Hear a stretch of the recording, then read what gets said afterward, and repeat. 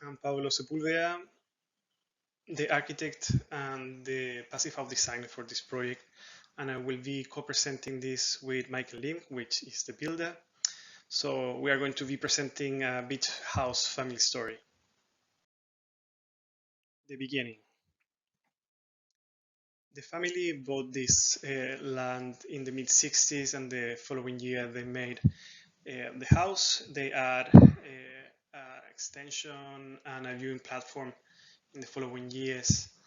In 2010, they decided that the house was in a very bad state and they want to do a renovation, but it seems to be very expensive. So the new house project started to be a real thing. So 3, 4 generations have come to this place, and it's a very important place for the whole family. The family had a lot of interesting conversation on what to do with the site and the new project. If I put it very simply, the political visions are quite contrasted between the first, second, and third generation. So the conversations around the house on what to do in terms of sustainability were quite interesting. The first and second generation do not think that climate change is a thing, and the third generation we work on that. I mean, our profession are related to this, so very interesting and important aspect for us and for the fourth generation as well. We know that what we do will have a big impact for them. So where is this project located? If we look at the map of Australia, you've got the shaded area there of Victoria, and then exploded area of Victoria here, and Point Lonsdale is located here at the heads of Port Phillip Bay. So this is an aerial shot of the town. We've got the main street here. Then over the back here is the back beach, which is Bass Strait. So the open ocean waters, nice surf beach. And here you've got what you would refer to as a bay beach. So slightly calmer waters, and spend lots of lovely sunny days along here. So if you reference that bay beach that's along here, that's front beach, what we refer to it as. And the site block here, Brook Street, is there, located there, and it's quite fortunate in its location because it backs onto what you would call a trust for nature block. So it's surrounded by native vegetation. So all this greenery here is a part of a lot that is protected so that it will never be subdivided or developed in any way. So quite a privileged location to back onto and have an outlook from your property. This is our team. So obviously Michael Lim, that's myself, and then my wife Emily and my brother Blake. So we're a family business, and we're focused on sustainable construction. And traditionally, when we were building before we met Alex and Mary, we were traditional custom built passive solar design residential buildings. We were then engaged by Alex and Mary for this project, and they asked us to get a concept together for their build. So we worked on getting that concept together, and then they took it to the family. And unbeknownst to us, Juan Pablo hadn't been consulted at this stage as to what was being done. And that was when he decided to step in and get involved and have the family influence on it. He was bringing to this scenario an even better understanding of what the family wants and needs were for the project, and he was able to influence it and get the design to a stage that the clients were really happy with. We achieved our planning permit, and then that's quite an extensive process where we are. And once we achieved that, the decision was then made to change to passive house design. Now, we knew of passive house at this point, but it was sort of drifting along in the background. It wasn't at the forefront of our minds. And when they decided to change the project to that's when it became a sharper focus for us. And so we looked a lot more into it. And that was when I decided to take on the course of a passive house tradesperson and went and completed that course and became a certified passive house tradesperson. So this is how the old house looked with the extension and the viewing platform. Not very comfortable, very hot in summer, very cold in winter, and acoustically very challenging. So we have some people that have some sleeping troubles, and really it was very difficult for them to have some rest in this house. This is the renovation proposal that I made in 2010, extending the outdoor areas, bringing more light, doing a retrofit of the building envelope, but it seemed to be extremely expensive to get it where the family wanted to get it. So the design development. So this is the first sketch of the new house that make a clear distinction between the public and the private area of the house, and a connection in between them with the vertical and horizontal circulations. In terms of the architectural design strategy, it was quite simple. The idea was to create a separation between the private spaces, so the rooms of the house, and the public spaces, the living areas. One of the family members had a lot of problems sleeping, and very light sleep, and we wanted to really create a distance between this private and public area. We increased that distance by moving the volumes like this, which create opportunity to create the parking in the entrance and a public outdoor that is in connection with the public spaces, and in between create the entrance. This third volume is the service, where the toilets and the vertical and horizontal circulation are, and we play with the roof to harvest rainwater and produce energy on site. So the water tanks are for the toilets. In addition to that, we create a series of elements that protect the house from the sun, from the views, and the sound. The idea here is to exacerbate the privacy of the rooms, and to open up the views for the public space and take control of the sun. As mentioned before, the house was not designed to be passive house, and we had the building permit approved and everything ready to go. And one of the first things we realized that the form factor was not ideal. We have a 4.2 when generally it's recommended to have less than 3. So the air tightness layer, a very critical part of any passive house building. As everyone is most likely aware, that air tightness is one of the pillars that we've got to be super considerate of. Now, challenges we faced with a building that wasn't designed with air tightness in mind, the details of how the membrane we're installing transitions around the building. So we've got a two-storey dwelling, and any two-storey dwelling provides challenges as to how you have a continuous layer of air tightness membrane, and this was no different. We also had challenges of our steel portal structure that penetrated through the air tightness layer in a couple of locations. So how we sealed to that and how it was going to work. And being a new concept to our construction team, we spent a bit of time developing how we were going to do some things, and working on getting it right early on in the piece, so that when we got to the end, that we were in a much better position, because once you've constructed the building around your air tightness membrane, it becomes a lot harder to rectify later in the piece. So air tightness, what do we have to achieve? Well, at 0.6 air changes per hour at 50 Pascal, that's the target of what we're trying to achieve. And we were fortunate enough to get 0.53. Now, during the testing phase, we got a reasonable number at the start of the test, and it's a pretty nervous thing for anyone who's had their first air tightness test to see where you're going to land. And we had a couple of things that we learnt along the way, but it's certainly really happy to get that final result. Then we look at the window to wall ratio. So glazing's great in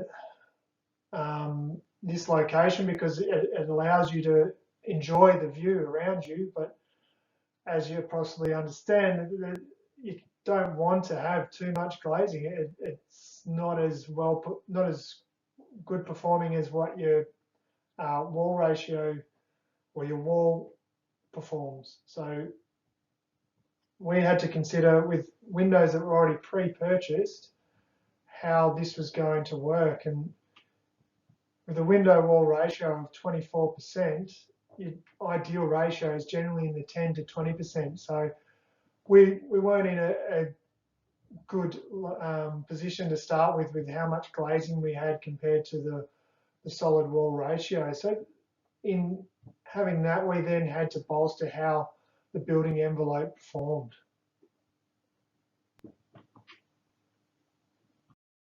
Another difficult fact is that the windows were both with a month in anticipation and ordered from Europe.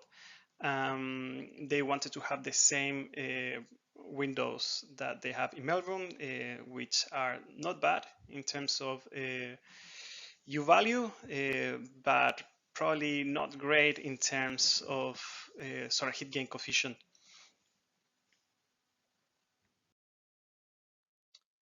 The houses also had a lot of challenges in terms of thermal bridges, the thermal bridges in terms of geometry and the shading that we were proposing for the design, and also to make this big volume of the public spaces, a metallic structure was proposed. The construction phase. During this phase, we have to really sort out a lot of detailing and get it right to make it passive house. To compensate a lot of the challenges we have from the design, we have to really compensate the window wall area and the form factor. And to address all the thermal bridges, we decided to insulate the slab and create a continuous envelope for the whole building. So with thermal bridging, there's many areas that you have to consider. Now, as we've started here, it's at the floor, slab on ground. So we had to insulate all the beams and the pads all the way through the slab. Now you can't see it very clearly there with the plastic in position, but we have done every part of that slab. Now if you look here, we've started the process and it's obviously not complete there, but you can see that we're trying to get it to form every aspect of the beam and the pad. A little bit time consuming and also a bit fiddly to get everything to stay in position. And in Point Lonsdale, quite a sandy soil too, so it doesn't hold its form as easily as what some of the more clay-based soils would do it. And again, going through a process like this, we certainly learned a lot of things along the way of A, how we could do it better, and also B, what other options are out there, how we could plan to do it in a different way the next time we're faced with this same scenario. We look here, we're trying to protect the steel portal frame. So what we did, we've got a 140 timber frame, so positioning the steel to the inside of the frame to give us as much space to insulate on the outside of that steel portal structure so that we could protect and insulate as well as possible to have it as performing as highly as we can.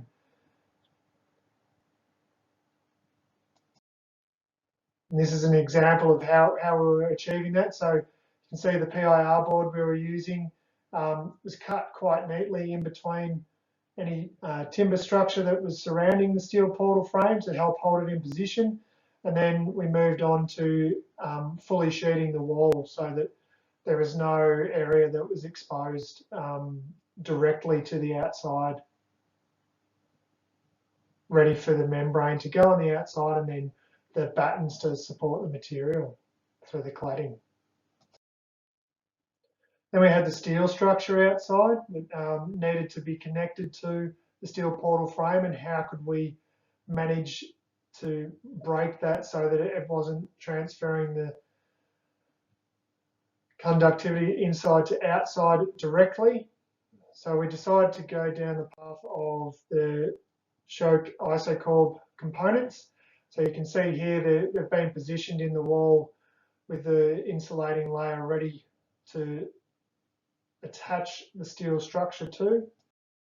And this is another location here where they've been positioned. We then had to work out the best way to manage internal downpipes. So we looked at the decision had been on the design to conceal the downpipe. So then we had to limit how much impact that had on the thermal envelope. So where we had the downpipes in position, we had to make sure that we were insulating directly behind it to assist reducing the impact that that had on the envelope of the building. This is an example of when we'd started to do that. So you can see there's insulation behind it and coming into the side, and then we were able to insulate down the sides of that frame as well to fill up any void that was left there. This is an example of the different stages. So on the left-hand side, we've got the PIR installed over all the framework, continuous all the way around.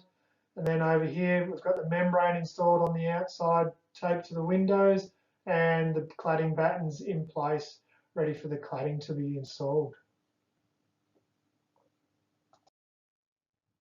And then just another couple of examples of how we're transitioning membrane. So here we've got the internal membrane having to transition between levels, going outside the floor joist and then coming back in and up the internal of the wall upstairs. And we've got the steel structure we had to work around so that it was able to be connected in place but not inhibit our internal membrane. And over here just showing where the external membrane for the roof was installed with battens and spaces to allow any condensation to run, and also for it to be watertight. And then membrane penetration. So here got water pipes running externally to the internal, which were then insulated after the fact, using the gaskets to help make sure we had an airtight seal on any of these penetrations. And then looking over here at where we had to connect the wing walls. So we decided to have the external wrap and external insulation layer continuous all the way around. And then we attached the wing walls after the fact so that there was no penetrations through. These are just other examples of how the membrane was attached to the slab and moving around steel portal. And then there's also just the insulation layer, the PIR on the roof, and the ply substrate that we installed to support that evenly over the whole roof structure. The PHPP result and the first real data that we have gathered.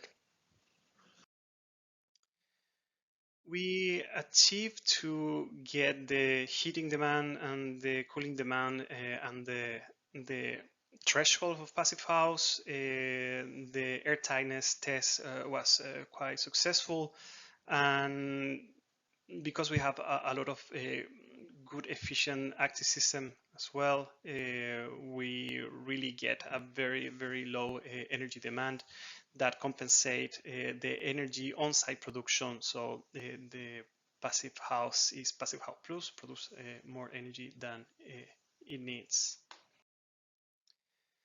The airtime test, in my opinion, was quite challenging, and Michael can say the same. And I have to add that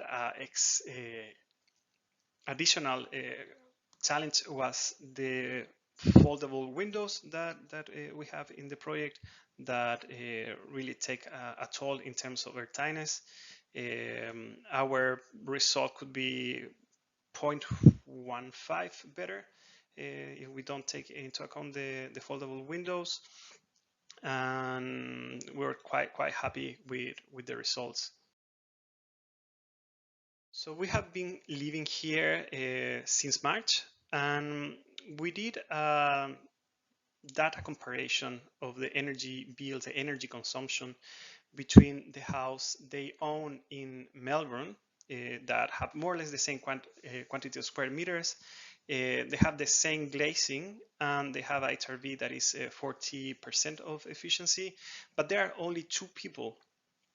And if we translate the gas and electricity energy consumption, they are consuming 4 times more energy that we are consuming here. But here we are 5 people and there are just 2 there, and we are here in lockdown. So there are 3 people working and we are doing all our um, cooking here, washing, and I don't know. Just by the lockdown, you are consuming more. So it's quite remarkable to compare the bills and the efficiency of the house. First and foremost, this house was designed to be an Australian beach house. So we really want to take advantage of the climate, the local climate. We know that we can spend comfortably more than 30% of the time of the year outside. So there was a very big focus into the outdoor areas and the connection between the inside and the outside. So this is how Australia market themselves outside Australia to the world. This is how Australia sell their wines. So a lot of outside spaces, good climate, incredible nature. So something very important to take into account when you are designing here. So we can say that this house is a small house for Australian standard. It's only 159 square meters, but it's very generous in terms of volume, in terms of light, and in terms of connection with the outdoor spaces. So if we take the separation between the distribution between the outdoor and the indoor area, we can see that outdoor area is around 40% of the house in total.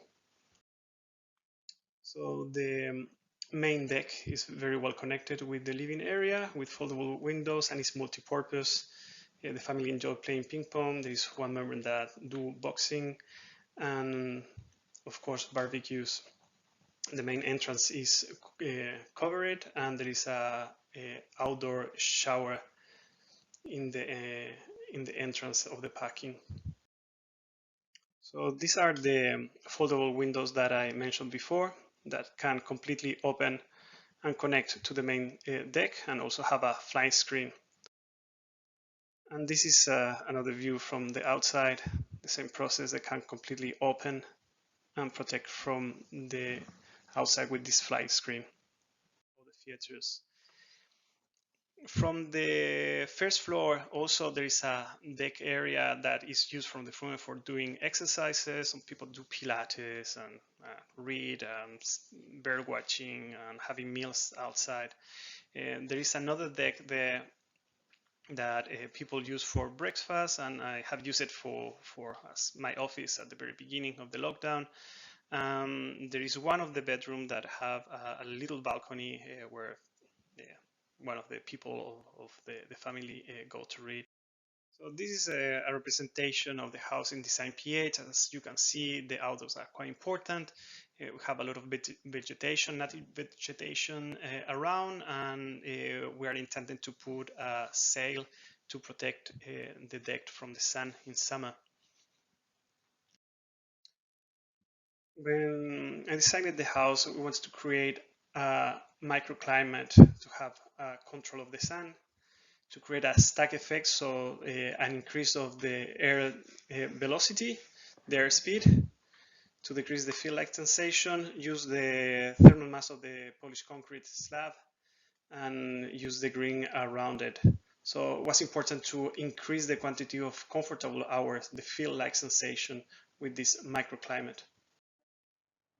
So the finished product, so what it looks like after we've done all that hard work and finished the project. So as you can see here, a nice street appeal with the timber and the corrugated and matrix board um, with all the different layers.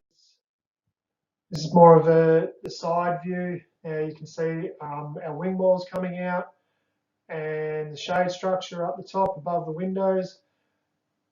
This was also installed at the first floor level, so it protects the windows on the upper story and the lower story. It also forms part of the structural element. So because the wing walls weren't continuous through the building, we had to incorporate a structural element outside so that they would withstand any weather and forces externally.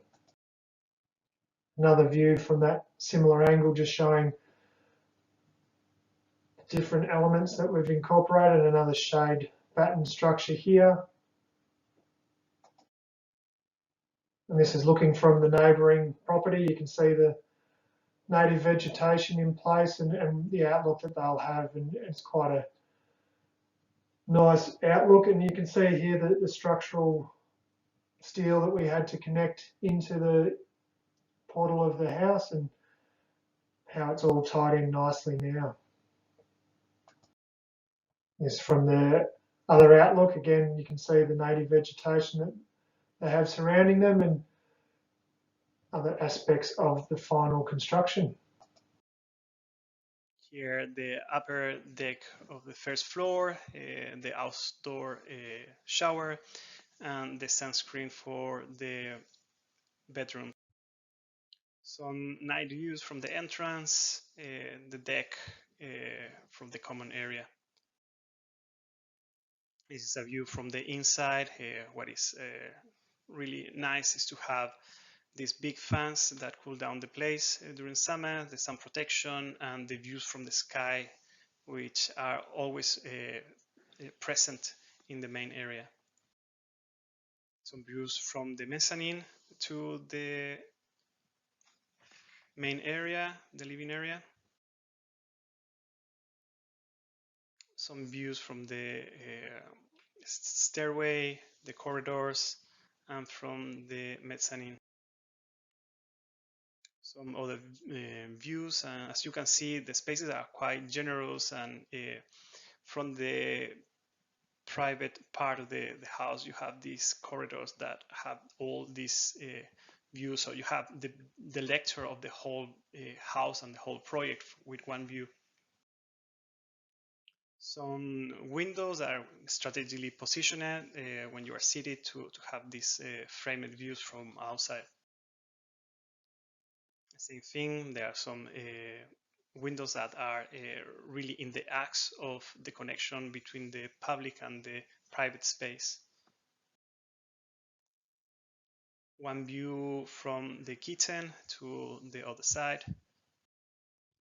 and a view from the upper deck.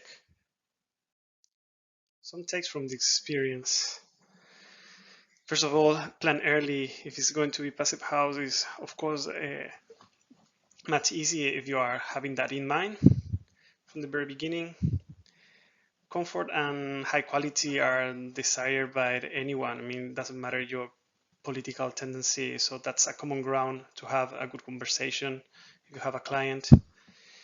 Designed for Australian climate, and this seems to be a little bit obvious, but it's not always the case. You have an incredible climate, and outdoor spaces can partially offset the cost of the construction. Australia have the biggest square meter in houses per capita in the world, so they are big houses. So the idea is to trade quality by quantities and have a good connection with the outdoor areas that also can increase the enjoyment of the places.